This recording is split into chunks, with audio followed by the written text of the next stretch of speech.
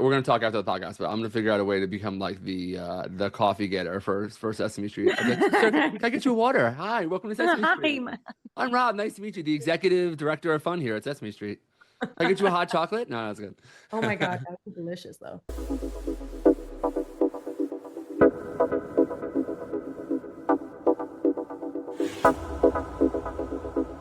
Buenvenidos, back to Meet the Creatives. I don't know the Buenvenidos part. That's all I know. So other than Okay.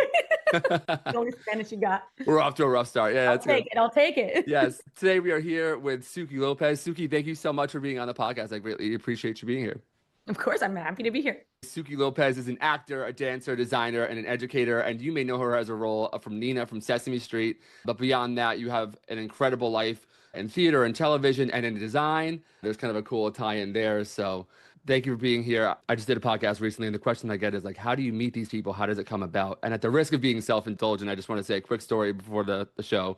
I remember that feeling of being a first-time parent, sort of like the feeling of coming home from the hospital. And everyone always talks about that. And it's like one of those things, the cliche, you hear that. And it's like that moment when you first get home, you're like, oh my God. I distinctly remember that moment. And I remember when my wife went back to work, I remember I didn't know what to do. So I went back to the old tried and true and I put on Sesame Street and you were there and you had a great energy. It made me feel like I was like not alone and that it was going to be okay. And it's such a cool full circle to return from sort of a long hiatus to have you be the first guest in the show. But just wanted to thank you.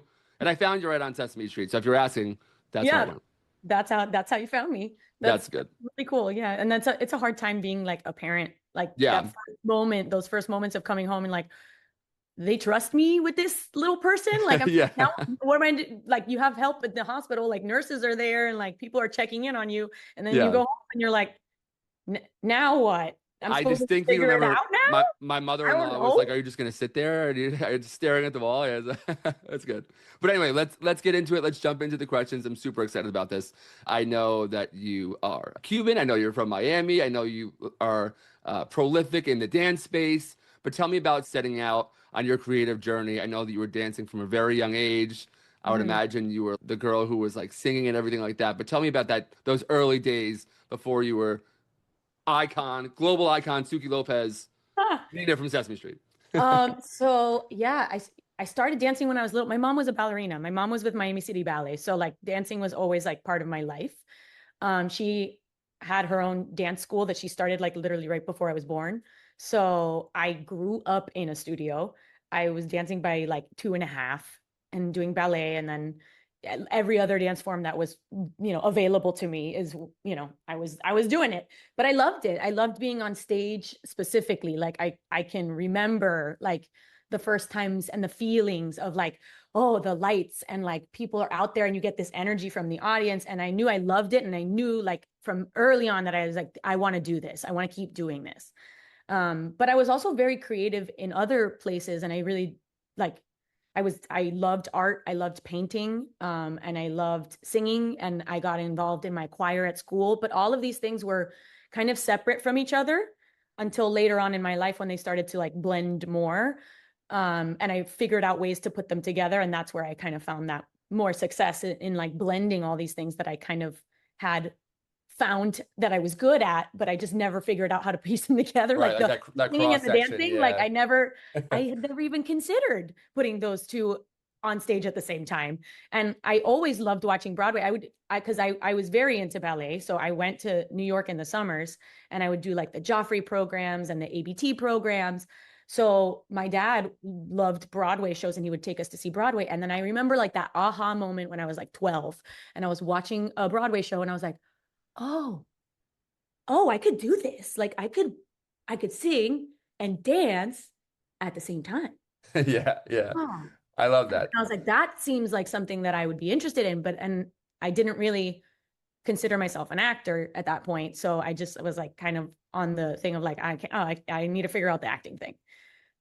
Even though I had done commercials when I was little, I just didn't, Little I, flex. yeah, I had no idea that was, yeah, Yeah. that I could do that. You were born to be a star. I love that so much. I think that one of the things that I really want to get across on this sort of new season of Meet the Creatives is that you can have sort of a yes and mentality. And for many creative people, especially people like myself, like I kind of have like I'm like a high functioning like ADHD. And I think there are so many people who actually probably would be more creatively expressive and have more fun if they would just sort of do it all. Like you really can. There's something about the human brain that's like we have to focus on one thing, like achieve the task. But lately, I see so much of myself and you in this regard. Like you're able to do so much, and people are like, how do you do it? It's like I couldn't see myself doing anything else. I would Yeah, die. no, so I've had a lot of talks at schools with like the juniors and senior groups that are going off. And my main thing is always like, it's not a plan A and a plan B. They are both your plan A. Like, Mhm. especially in the world that we're in right now, you can't expect to be an artist and that to be your primary income at the start, or maybe Mhm. even ever. Like that's that's just the reality. You have to say yes and all the time. So it's like, okay, yeah, this is what I want to do, but how am I going to finance that with something else that I have? And there's so many ways to do that now with social media marketing, with graphic design and things that you can do on your own, on your computer, ways that you can, basically sell your thoughts and your imagination and your ideas to people all over the internet and make money on that to finance the big project that you're doing, whether you're self-producing something or whether you're auditioning for work or whether you're, trying to get a big project off its feet. Like you will always need something on the side. That's why like that thing of like actors always having like, a job in a restaurant Right. or, you needed that because you can't audition. I mean, auditions don't bring in money, and sometimes auditions take a long time and to book something. So you can't just like roll through it without anything to back you up, especially if you're living in a place like New York or Yeah. LA. That's not, it's not realistic. And Hmm. so I think everybody, gets this weird illogical idea that you can go and just sit there and focus on your craft, on the Hmm. craft No, it's so true. of acting, or focus on the single craft of singing without any income and then book a job and then you're fine. That's Yeah. not that's not the reality. The reality is constant. You're constantly auditioning, you're booking jobs, then there's lulls in between, whether it's in between contracts and you're lucky enough to have something recurring like me, or it's, you're just booking the next thing. God knows, Broadway shows last forever, like 10 years, or they last 5 minutes. I don't, like Yeah. you don't know what you're doing. So you always, I know plenty of people on Broadway that are social media managers on the side, and Hmm. they have great incomes. They're very steady, but they need another place to put their brain. Like you Yeah. can't just be always thinking about one story and one show. So like that, you still need that creative input. And I think this is just for performers. I mean, I'm not going to speak for all performers, but a lot of performers I know are on, some kind of ADHD spectrum. I don't know. No, for sure. I think the neurodivergent brain is great at like the here and now. And so Yes. actors have to be present and have to be responding in the here and now. And they have to be super hyper focused on the here and now. And that is something that those kinds of brains do really well with. And with stress, like Yeah. totally chill in stressed situations, in like, let's go in urgency. Urgency is like, yes, any urgency, I'm rolling, I'm doing fine. Everybody else is panicking and I'm chill. I would like to reframe that for a lot of people, because I think everybody sees it as a detriment. It's like, no, everybody that's in these spaces are doing well in these spaces because their brain works like this. Like if Hmm. your brain didn't work like this, it would be very scary to be Yeah. on stage as an understudy for a role that you've done once, Hmm. and you're doing it in front of an audience of thousands of people with the director there and with people in the audience that are reviewing the show. That happened to me on West Side Story. I was on we were off for 2 weeks for the holidays. I came back and Anita called out because she was super sick. And I walked into that role after not having done the show for 2 weeks, knowing that the director was in the audience, like knowing David Saint, like the Broadway director, was in the audience, Wow. and knowing that there were reviewers in the audience. And I was like, okay, all right, here we go. Here This is we the go. time. It's now or never. Like there's that kind of stress is always going to be present. Like it's just always going to be there. So and I find it a great thing that my brain works that way, because I wouldn't be able to do that otherwise. Yeah. Absolutely. No, it's so true. And I just talked to, and I want to give them a proper shout out. They're going to be super hyped. They're from Manchester. They have these great accents. It's called the What's Your Mom Thing podcast. I want to definitely recommend you for that. I don't know. This is going to be the beginning of your podcast circuit journey. Here My we go. podcast journey. I love podcasts on that.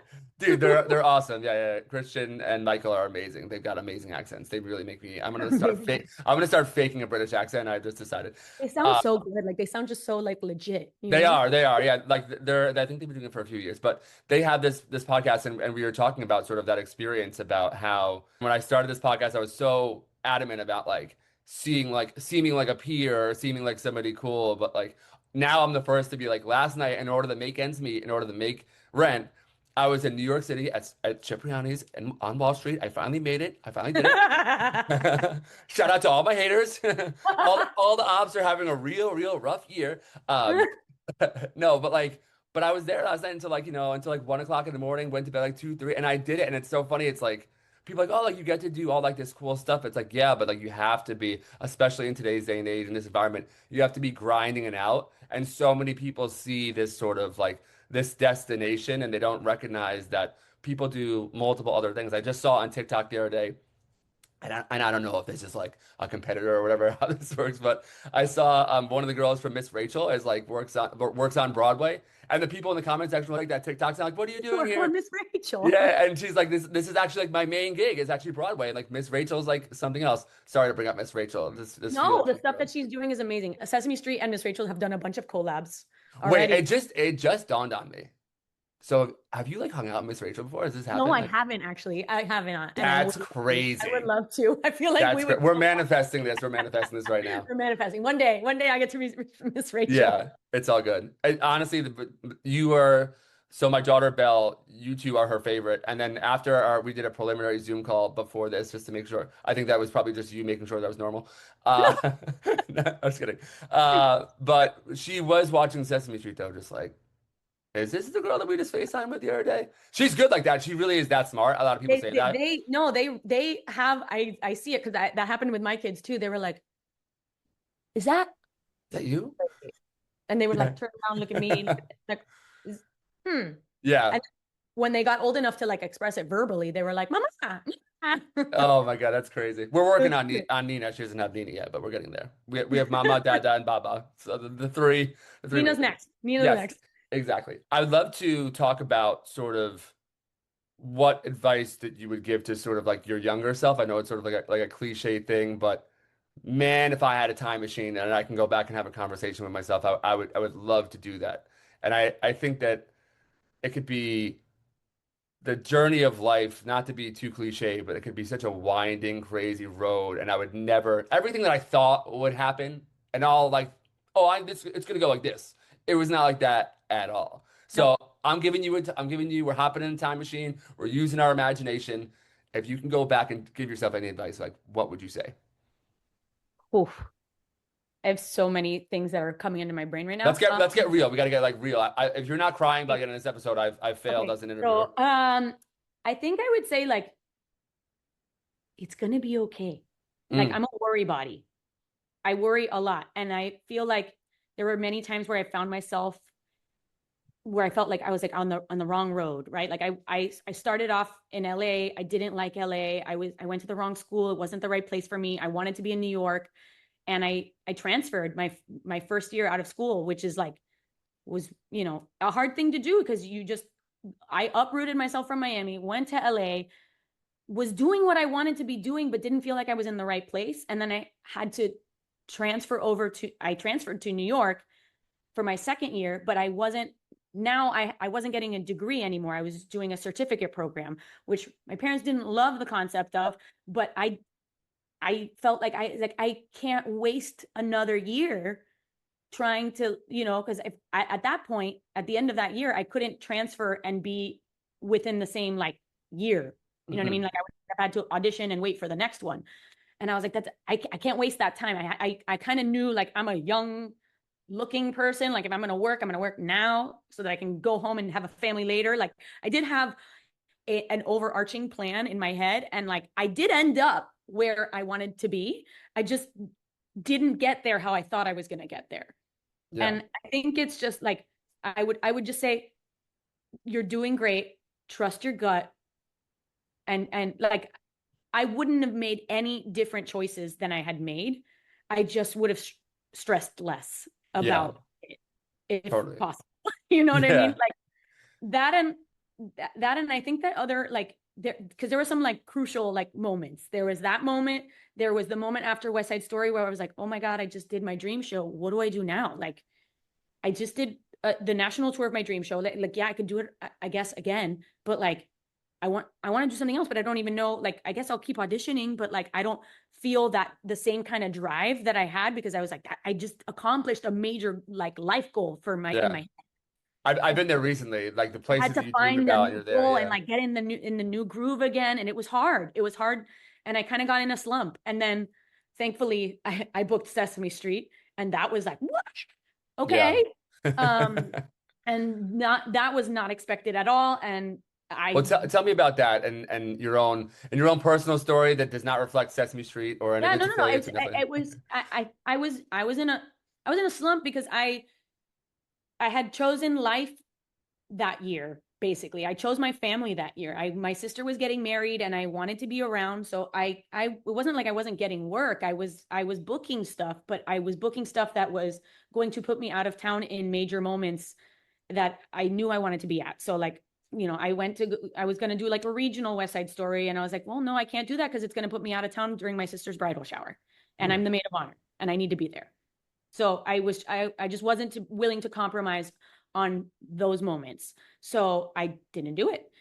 And so that left me like, for 6 months high and dry, where I was just like hosting at restaurants in Manhattan and like, I guess, code checking and doing, really boring stuff and kind of like deciding, oh, hey, maybe I need to get into the design stuff because I need something creative in my life. I need to do something that is using my ideas. And so I started doing that and I was like doing chalkboard art, like, like those little chalkboards they do. But then I kept This then is like so like millennial coded. I love I this know. so And much. then The like hose, yeah, yeah.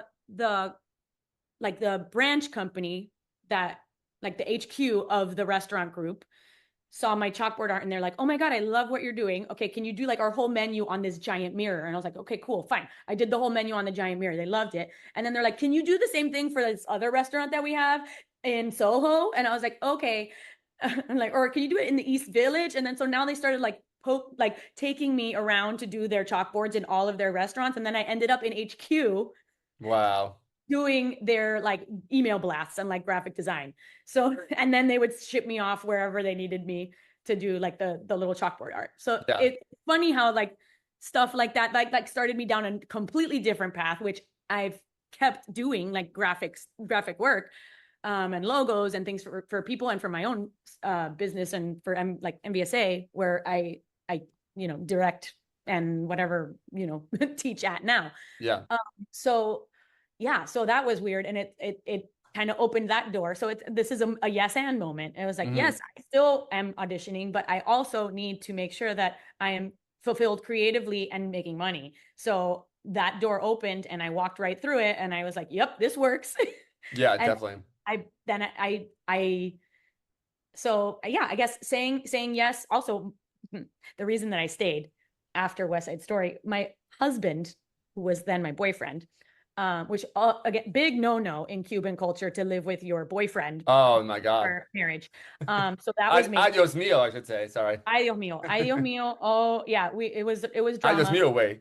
Yeah, it was drama. My mom was better about it because she felt more comfortable with me being with somebody that she knew in Protect the you. city Yeah. rather than being by myself. So Hmm. she was kind of more new age. Yeah. Um, Yeah. Dad, well, he was fine with it. Like he's always been a little more chill about that. But like his parents were like, I mean, they were born in Cuba. Like Yeah. no, they were like absolutely not. But they got over it eventually. Yeah. It was like we lived there for like 9 years, 10 years. Wow. So and yeah, so everything's fine. Like they didn't like disown us, but it was rocky. Yeah. Yeah. So whatever, we were living together and I had done the Disney Cruise Line contract and I had done the West Side Story tour, so I hadn't been living in New York for like 2 years. What'd you do for Disney, by the way? I meant to ask you that on our last I call. did Disney Cruise Line. I did the I know that, fan but yeah. ship. Yeah, so I did like I played Belle. No way, really? Yes, I did. I played Belle in one of the shows. I mean, yeah. And like, or actually, yeah. We So have to I see did, like I videos or wore the picture of this ball somehow. gown. I wore like the ball gown at like the farewell show, and it's just like a wave. I didn't even Yeah. say like I it's could do been I could do it. a Yeah, I could do wonderful it. journey. Yeah. Goodbye.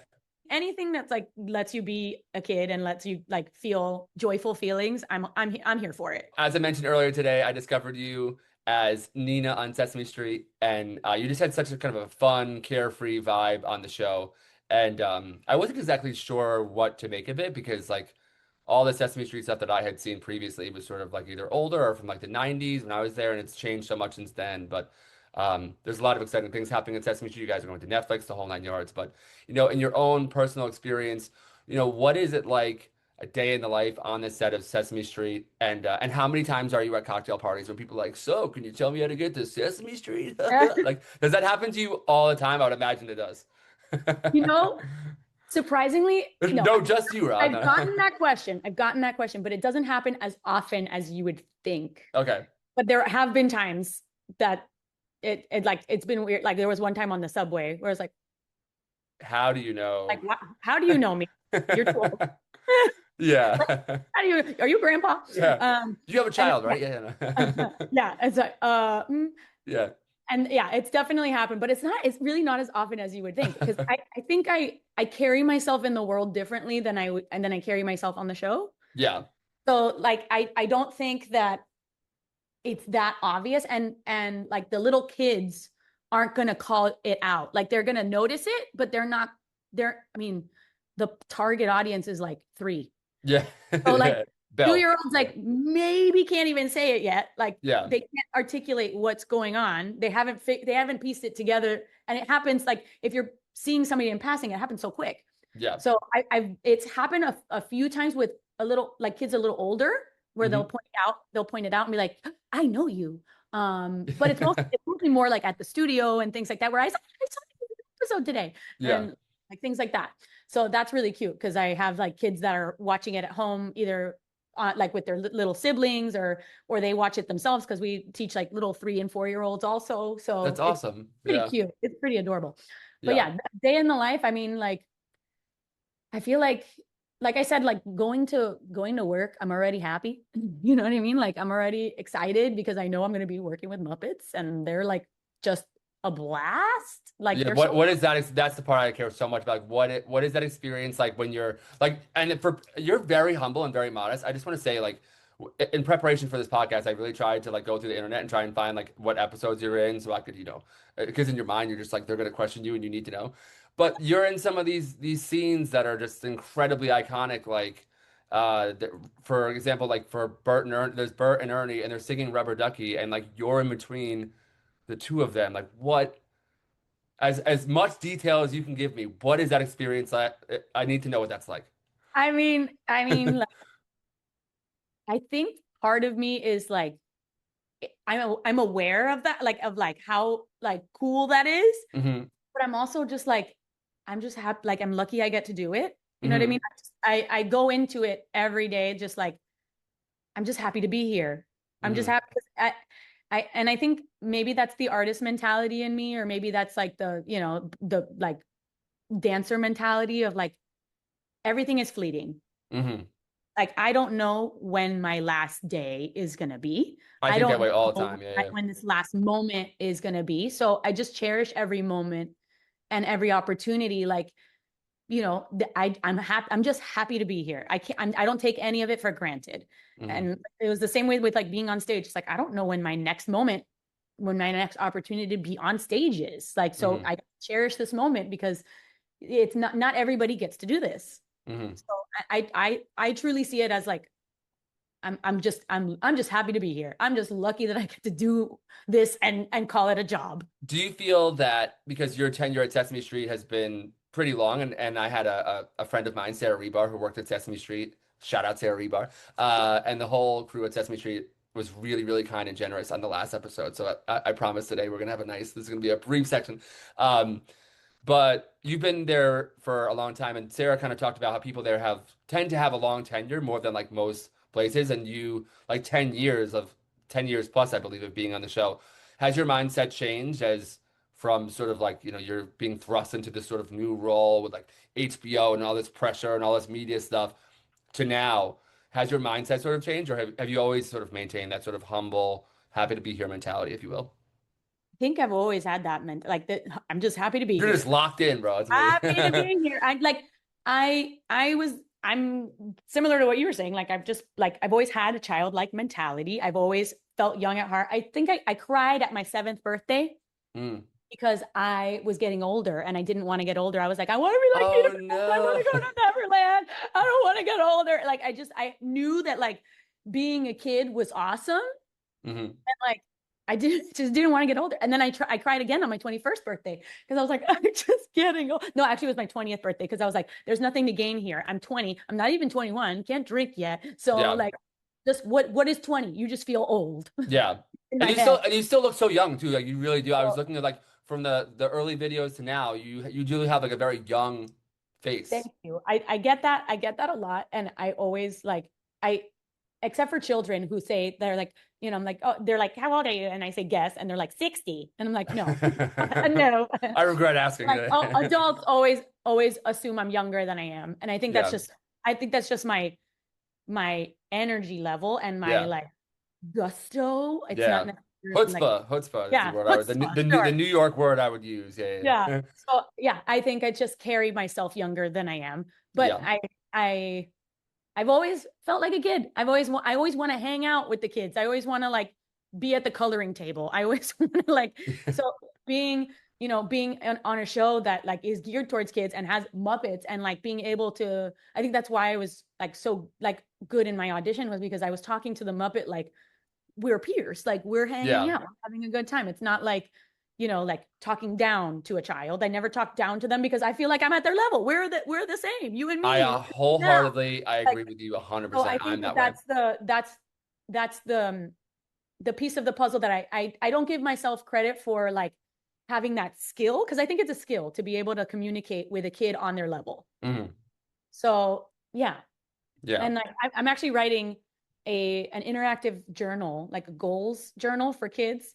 So and I think that's when I kind of started to realize I'm like, okay, I can use this tone and help kids, Yeah. because nobody writes like that for kids, like to help them be Yeah. better and be like and there's kids that have like big goals and like big like aspirations and they don't know how to get it done or like they're fighting for their own attention against social media, against TV and games and whatever. So they don't have time to sit with their thoughts. So if they Hmm. have a tool to help them sit with their thoughts and like ruminate a little bit and just kind of slow down and think about what it is that they want, I feel like that's a something that's missing. Yeah, So definitely. And that's there's why there's a level of respect if you give it to them, like I have like with my niece, shout out Ashlyn, and my nephew too, love them both, and all the other family members who I have failed yeah, you to got to mention shout out here all of on them. the Sesame Street episode.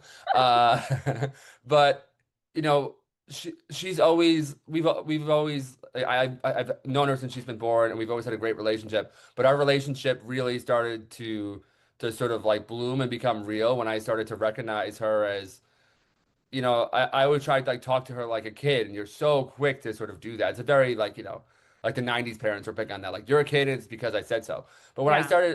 when I started to recognize her and really see her, I think she's in like fifth grade or sixth grade or something like that. But she is an incredible dancer. You got your dance studio probably like dances against her or whatever. But in her mind, and in reality, she's locked in. She's like doing dance recitals. She has friends. They have conversations. You know what I mean? She has like big opinions on like fashion and stuff like that. It's like to me, I'm like, oh, like, hey, little girl. I'm actually doing that relationship sort of a disservice because I forget, like, she's awesome and she's like really competitive and has like nuanced thoughts and stuff like that. And it's like the moment that I started treating her with the respect that she like deserves and not like, hey, you're my little niece, like, and just start like pushing her and shoving her and joking around. I saw her like really as a person. Now we have such a great relationship, and she talks to me, and I don't change the inflection of my voice when I talk to her, and it really is, it's rewarding. I think, and as a new parent, I think it's an important lesson to learn that kids want to be respected. And I think that And to tie it all back together. Yeah, you don't have to change your tone. You don't have to talk to Yeah, them it's any like Sesame Street. It's or perfect. talk Yeah. to your friend. Like they are people. Yeah. All people, they're just little people. Yeah. And I think a lot of people, like yeah, I think a lot of people assume that kids don't understand or can't understand, and they are very delicate with what they say or having conversations with them. And I'm on the opposite end of the spectrum there because I feel like if they're asking the question, you should answer it. You Right. can you if it's an edgy question, you can just answer it with one word and move on, and that might be enough. But like skirting around it makes it feel like that is a taboo topic and you can't ask that question. Yeah. And then they stop coming to you and then they stop asking questions. And you want to be the person that they come to and ask questions. Yeah. If not, 100%. they're going to ask somebody else, and who knows what answer they're going to get. Yeah. So I'd rather be the person they come to. They know that they can come to me. Nothing is taboo. I will answer it in the best way I can Mhm. without getting into it. Do you think that your I do, sorry, I'm not trying You're good. to do you think that your time working in children's television and then mentoring with all your dancers, do you think that that's informed your role as a parent? And if so, how? Yeah, yeah, for sure. So That was my first like adult real interview question that I yeah, asked no, for no, anything. I think so for sure. The stuff I've learned through Sesame Street, I get to sit in on like curriculum meetings and things like that, and they like let us know like the goals for the scripts. So like I Yeah. understand what the message we're trying to get across is, and I understand they do so much research to find out what it is that kids need for each season, or what are the weak points for kids at that moment, and they create episodes to target those. So um so I learned a lot throughout the years about how to communicate with kids, and also just I realized that I am the model for the adult Mhm. on how to talk to the kids. And I realized, oh, that's important. I didn't realize that other people didn't know how to communicate with their kid, or like what language to use, or what was okay, or like that they could play, that they could have fun, that they could, be a little loose, and it's not there. You're not going to lose respect from Mhm. the kid. You're not going to be seen as less important because you went down to their level, or Yeah. because you're at their level, Yeah, for sure. uh, so I think that definitely informed that piece. And then, yeah, working with kids, I work with kids of all ages. Um, and so now I think it's the other way around with the studio in some cases, because now with my daughter, she's 5, and I'm seeing what she's capable of and what she's not capable of, and not because she's not capable, like more because of just like Right. this, like developmentally not there yet. You know Yeah. what I mean? Like, so I think I did learn a lot about the expectations that I should put on certain ages, physically, because of like just developmental leaps and And like things like that. meeting them where they I learned are. the Yeah, yeah. difference between a 2-year-old and a 3-year-old is insane. Yeah. Like, so, it's like, I was like, maybe we should open a 2-year-old class. I'm like, now I understand why 2.5 is yeah, like the go-to. Like, yeah, you could start at 2.5 if you want. 3 is definitely like the age to Yeah. start. You can if you have an old soul in a 2-year-old, and like your kid, like there's a 2-year-old and there's a 2-year-old, like they're completely different because their personalities are different, you Yeah. know. So there are some kids that are going to do great in a ballet class at age 2, Mhm. and then some kids are like 2.5, I would say, and then some kids are just not ready. They haven't gone to daycare. They haven't separated from their parent at all. They, like they're still learning how to walk. They're still learning how, so that you can't, the expectations are huge on somebody that's that young. Yeah. Um, because we have, a curriculum that's kind of like set. And it's Yeah. like, this is what we're doing in this class, whether you're 2.5, 3, or 4, like this is the beginner level, Mhm. move up from there. But it's, yeah. So it definitely opened my mind to what kids are capable of. developmentally. And then on the other side, on the opposite side, I feel like working with the older kids is preparing me to work with my daughter and prepare her for things like not sheltering her from her mistakes, not sheltering her from a bad experience, because I see a lot of parents doing that. Mm. Trying to make sure that their kids never feel any negative feelings, any bad feelings. And Mm-hmm. it's kind of part of life. Like, so like, yeah, losing is a bad experience. So yes, people are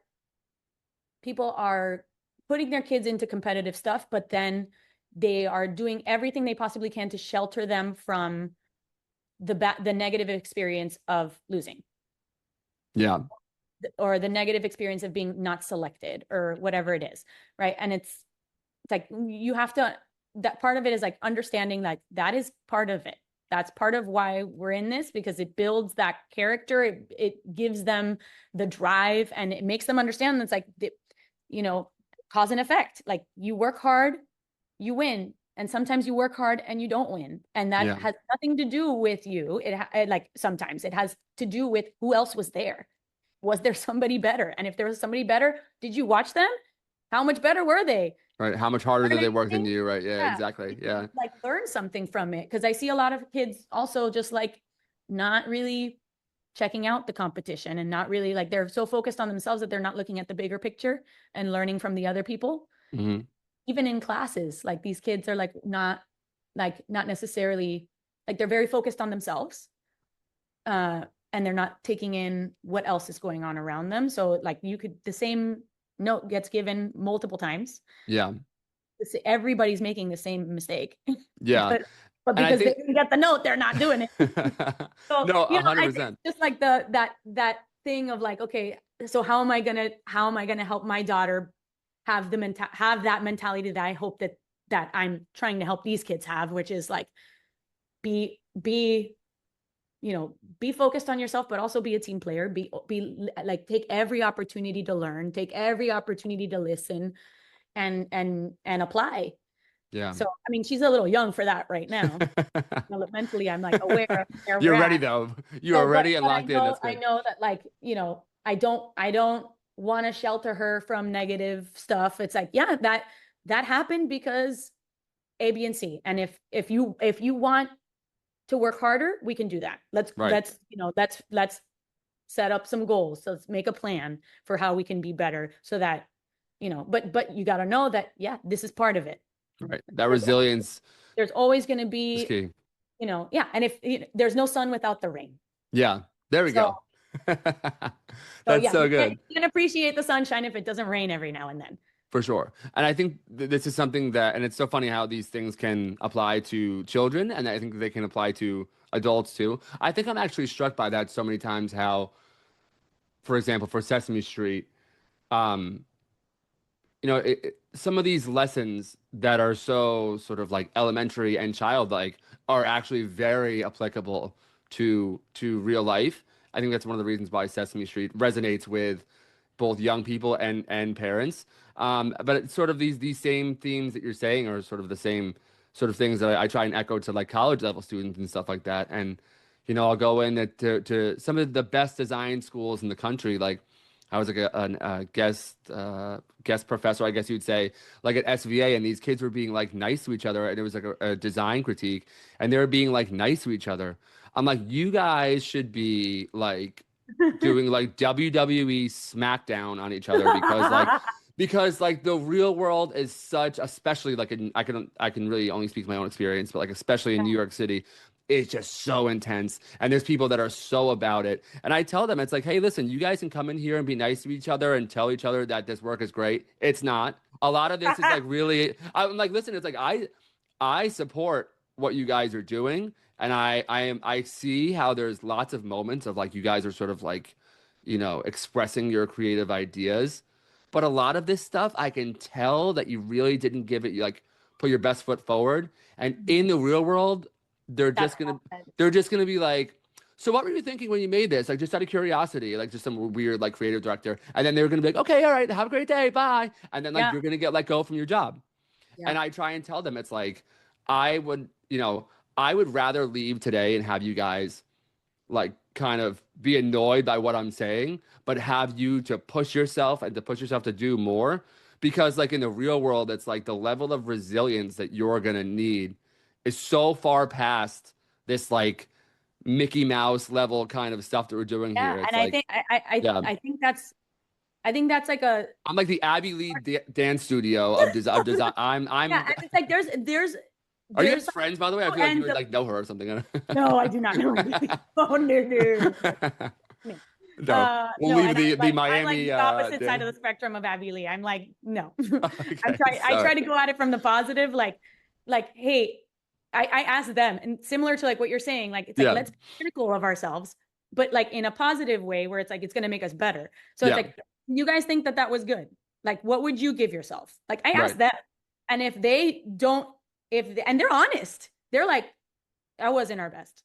Yeah, That was like a 6. And I was like, okay, so can we make it a 10? yeah, Like, like what do we need to do? Let's that and I think making them part of that process, right? Of the critiquing process is like, let's identify those things that we didn't do that well so that we can make them better. And I think a lot of the times people just brush that over and they're just in dance specifically, it's like, do this, do this, do this, do this, do this, straighten your knees, point your toes, straighten your knees, point your toes. It's the same like things over and over. But like, if you don't get to the root of that problem, the like, fundamentals of it. why Yeah, is it not happening? It's probably because they're not putting enough energy into it, or it's hmm probably because they're not understanding how to get from point A to point B, and they're like they don't have a clear link. yes, So 100%. how do you get the clear link? They have to identify that. Yeah, It's kind of in like you have to like put the wires together for them.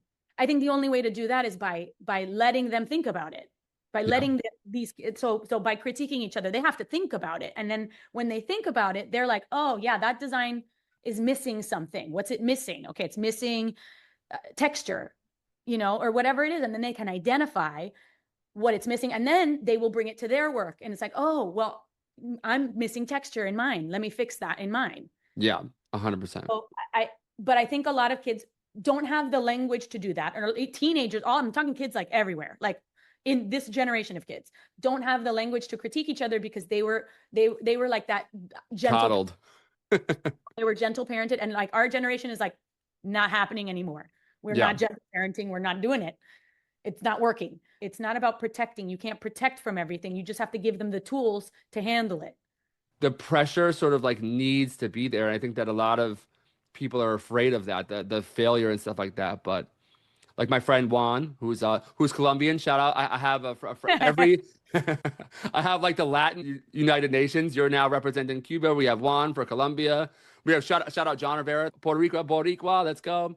Yes. Um, sorry, but I get pushed into these environments where it's like really, really high pressure. And recently, it sort of has like ratcheted up.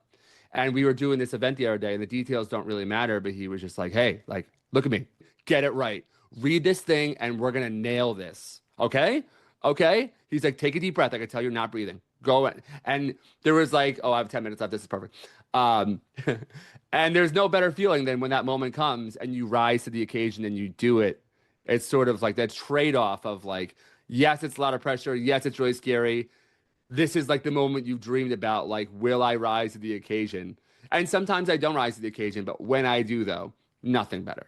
Yeah, it's true. That's like, it's an epic high that you feel like, that's like, whoa, like, I don't know. It's you feel so full. You feel so Yes. like exuberant, and you feel like you're like on top of the world. Like, Yeah. that's it. It truly is like when you're able to overcome a challenge like that, and under immense pressure, and you're able to come out on the other side and feel like you succeeded. It's like, wow, I can do anything. Yeah. I But got this. you have to like get there. You have to come out of your shell. And that's why I try and tell like these like young students, it's like you have to come out of your shell and you have to just like you have to be willing to fail because by the like you're gonna fail and fail and fail. But when Yeah, you do, when you finally yeah, get your moment, you finally have that game 7 moment where you're just like, yeah.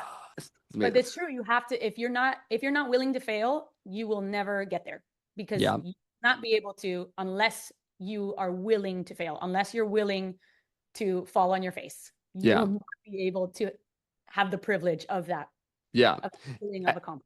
And I keep coming back to that word like resilient, but like that muscle for me works really well now. And I know it. Like I had something happen recently where it's like sort of the all show them thing kicked in.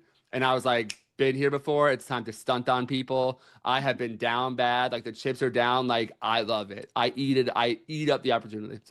So good. Let's do it. Okay, perfect. Thank you so much for doing this. Zoom, I absolutely loathe your company. I hope you file for bankruptcy. I also, during the Sesame Street portion, I realized that my computer microphone was on and not this one, but you heard me, so I'm assuming it went through. Yeah, So. I heard everything. But Zoom, I just want to let you know, count your days, you're numbered. I'm going back to Skype. I'm going back with Microsoft. I hate it. We will have an in-person 4K Suki Lopez live from Miami Beach episode one day. I'll redeem myself. I'm in. I'm in. Okay. Or right here in New York. So it's good. Next time you're filming, I'm gonna be the person who like holds your bag. It was like, great take, Suki. Here we go. Little closer with Bert and Ernie next time. That's good. Perfect. Oh, and I told you I would ask you, but if you had to say one, if people ask you, let's say outside of Elmo, because this is actually such a trip though, because I have 7 minutes, don't worry. Zoom will cut me off and we'll make sure that I'm done. It's so weird to think about that you're friends with Elmo. That's just like it's crazy. You know what I'm saying? Like your role, your custom made role was to be like to work at the bike shop, to have all these different jobs, but you're Elmo's bestie. Elmo's parents trust you when they leave and you need to babysit and it's bath time. You're that girl. That's insane. That's pretty crazy. But I like, outside of iconic episode, by the way, love that ep. It's just the one that comes up on, like when the baby's screaming and having a mental breakdown. That's the first one that comes up. I've watched it numerous times. I also love the art direction of Elmo having like mud all over his face. Fantastic. Oh, yeah. But once again, Zoom is killing the vibe. I hate Zoom so much. Outside of Elmo, who would you say is your favorite Sesame Street character? Okay, do a few. I don't want to get you in trouble with the good people at Sesame Street. Between, because it's like I also these are friends of yours. Like it's like, so it's hard to pick because I feel like like the underneath people. Yeah. Yes, like I know the puppeteers. So it's like I'm picking the puppeteers, but I'm gonna say like to work with. Like to work with. I love working with Abby Kadabi because she's a riot. Like yes, and you never know what's gonna come out, and like sometimes like. She's gonna like poof a pickle into the, like you have no, like you just don't know. You just don't know. And even if it's in the script, like you still don't know. Like it could have something else that poofs. Yeah. I watched your interview, I guess, with like Dish Network from like 10 years ago with you and Abby Kadabi. And Abby Kadabi is just crashing out at Elmo. Do you ever have are they trying to get you, again, 5 minutes and 33 seconds, Zoom, I don't think I can really refine my vocabulary and we're killing time right now. Are the puppeteers, who I have a great reverence and respect for, as I mentioned about all the Jim Henson stuff. We're going to go to the Jim Henson exhibit together. We're going to bring Bell. I'm manifesting this down. Are they trying to get you, is there any sort of like, they're trying to get you to laugh kind of thing? Do you ever have times you have to like redo takes? And do you ever have like the pressure of like, they're down on the floor, I need to get this take? And it's like, that's the one question. Oh yeah, there's always a lot of like rush for like a rush against the clock. Mm-hmm. Like we have 5 minutes till lunch. We got to get this one. Like, like there's going to always be a rush against the clock somewhere. Yeah. So there's that. But yeah, there's been times where it's like, I mean, if it's a funny moment and like, especially if they're ad-libbing, because sometimes that'll happen because they're like amazing comedians and improv artists essentially too. Yeah. So yeah, Elmo's hilarious. Some of the improv is so funny. Like I'll just crack up and I'm like, oh, I wasn't supposed to. Just right there. Like it's happened. Yeah. But luckily most of the time I'm reacting to them. So I can truly just like laugh because that's what I would actually do. That's what Nina would do too. Yes. Because they're being. You're a lot like her, honestly. It's almost like indiscernible. Like you really are. I mean, you're that girl. I try to be as honest as I can. I'm bringing myself to Nina. Like Nina is me. I am Nina. Like I am her. She is me. I am she's the chipperiest version of me, and like the version that I bring into the studio is similar with with a certain audience, with my younger kids that I'm a little extra excited with them. So yeah, that's the version I think that goes to Sesame Street. But like that's perfect. It's very much the same. Yes. Person. Like All I right, am. we have 3 minutes. You can take all 3 miserable minutes that this horrific company, which I will not be naming again, has given us. Where can people find you online? You have 3 minutes of shameless self-promotion. Oh, wonderful. So Actually, technically, like 2 minutes and 30 2 seconds minutes. because Zoom is Okay. insufferable. So, So you can follow me on Instagram at suki.lopez. okay. I don't make crazy content. It's just me. If you need a content guy, if you Sometimes need it's somebody to be sometimes there, it's dance stuff, sometimes it's Sesame Street, sometimes it's just me and my life and my kids and just yeah. hanging out. And food, because I like food. And then Oh, you yes, can bring in follow, Bell. yeah. Sorry. Oh, Belle. Hold Belle. on. Zoom is messing us up here. Yeah, just 2 minutes. Hurry up, 2 minutes. Hi, Belle. Hey. Hi, Oh, Bell. hi. Hello. Look at those Oh, eyes. God. She's like moving the Oh, microphone. All yeah. right. Well, thank you so much for doing this. We still have 2 minutes left, but I'm going to give you a minute back of your time to use some corporate jargon. But thank you for doing this. Again, as I stated earlier in the podcast, I really, one of the scariest moments I think of my life was like just recognizing like, oh my God, like what have I signed up for? I need to be a parent. I need to do this. And I don't know where to begin. And it's such a beautiful full circle to be here with you today. So thank you. When I sent the invite, there was a part of me that's like, I might be wrecking Sesame Street for myself, but that's something that I'm willing to do. And you're totally awesome. And we're best friends now. So it's good. I love it. I love it. Thank you. Thank you, Suki Lopez. Nina from Sesame Street, everyone. We out. Goodbye. Thank you.